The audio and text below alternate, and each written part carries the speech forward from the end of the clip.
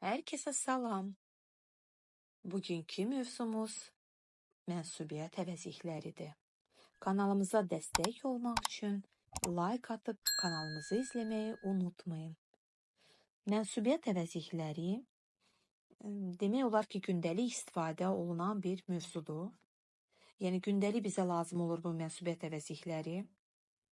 Belə ki, bizim ən asan və sadə yolla yadda saxlamağımız üçün ümumi belə götürsək, mənim, sənin, bizim, sizin, bunlar isimlər uzlaşırlar və ismin cinsinə nəzərə alaraq seçilirlər.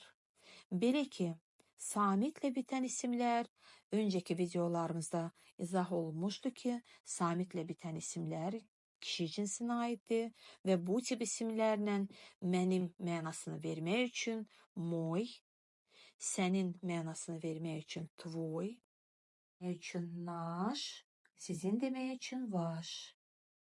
Nümunə üçün deyək, мой интернет, твой сосед, наш директор, ваш profil. Gördüyünüz kimi, yəni samitlə bitən isimlərə və burada bir nümunə məhki znakla olan bir nümunə oldu, amma bildiyimiz kimi profil kişi cinsindədir, ona görə burada da vaş variantına istifadə elədik.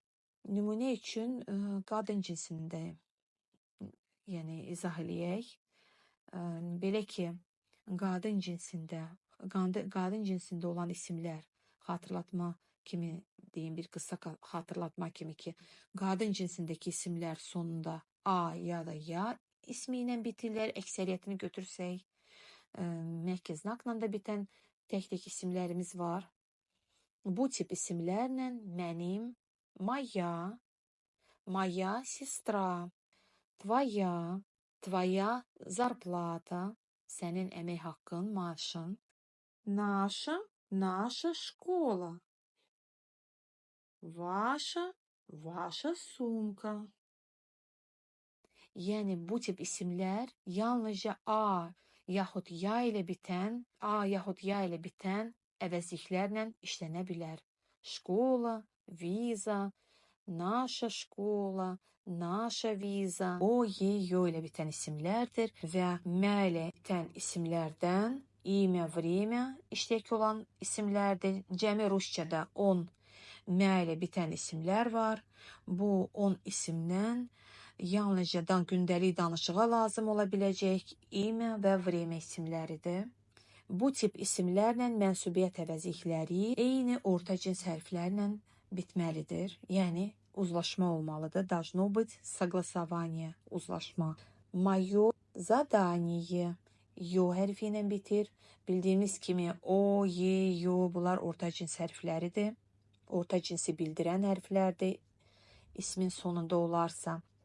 Nəzərinizə çatdırım ki, sonunda bu hərflərindən birini görsəz, artıq ismin orta cinsdə olduğunu, palto o hərfi ilə bitir, orta cinsə aiddir və bu tip isimlə mənim paltom, moyo palto, sənin palton, tvoyo palto, задание tapşırıq, наше задание, ваше задание, bu cür variantlar olacaq. Bu mövzunu ümumiləşdirib belə demək olar. Yəni mənim, sənin, bizim, sizin sonradan gələn isimdən asılıdır, ismin cinsindən asılıdır. İsmimiz ruçka, a hərfi ilə bitir və qadın cinsinə aiddir.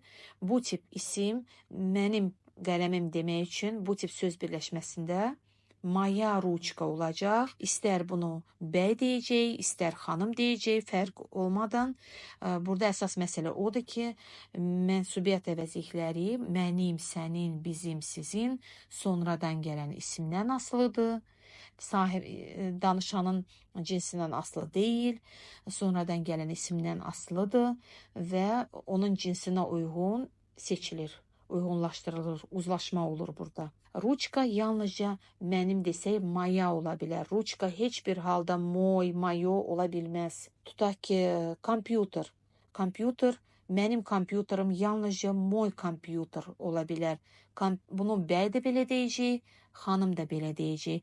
Kompüter heç bir zaman maya kompüter, mayo kompüter, mayi kompüter ola bilməz. Mümkün deyil. Yəni kompüter samitlə bitir, sonunda kişi cinsindədir və ancaq moy variantı ilə ola bilər. İzah elədiyim mövzuya aid testlər olacaq, suallar olacaq.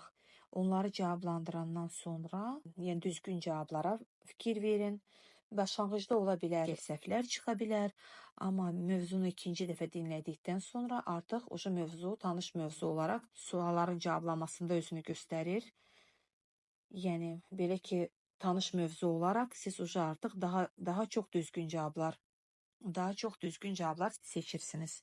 Əgər bir mövzunu 2 dəfə ya 3 dəfə dinləyərsinizsə, artıq düzgün cavabların sayı çox fərqli artır. Mənsubiyyət əvəzlikləri onun, yəni yeganə bir mənsubiyyət əvəzliyi idi ki, harda ki biz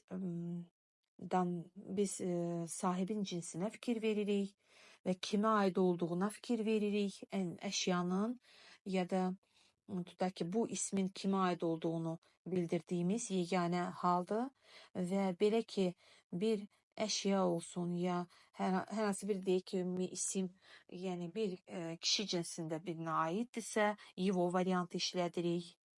Əgər tutaq ki, söhbət getsə internetdən, его internet, bu kişi cinsində birinin internetidir. Tutaq ki, qardaşımın interneti çox yaxşıdır, onun interneti çox yaxşıdır, его интернет очень хороший, или у него очень быстрый интернет. Üçüncü şəxsə aid mənsubiyyət əvəzlikləri təkdə 2 cür olur. Его, onun və kişi cinsində birinə aid olduğunu göstərir. Ее, onun qadın cinsinə aid olduğunu bildirir. Burada biz ismin özünə fikir vermirik. Tutaq ki, moya ruchka, moy internet dedikdə biz ruchka, internet, yəni ismin özünə fikir verirdik. Amma его və ее burada sahibinə deyək fikir veririk. Tutaq ki, onun uşaqları qardaşımın uşaqlarıdırsa, его дети. Onun şəxsiyyət vəsiqəsi, pasportu deyək, qardaşımın pasportudursa, его pasport olacaq. Yazılışda его yazılsa da deyilişdə его deyiləcək. Buna diqqət etmək lazım. Xanıma aiddirsə bir şey, ее дети, onun uşaqları, bir bacımın uşaqlarıdırsa, ее дети. Ее televizor, onun televizoru, bu xanımın aid, qadın cinsində birinə aid olan televizor, mənaca onun televizoru. Və üçüncü şəxsdə, cəmdə onların bir variantı var, burada seçim yoxdur. Onların dedikdə yalnızca их variantı işlədə bilərik.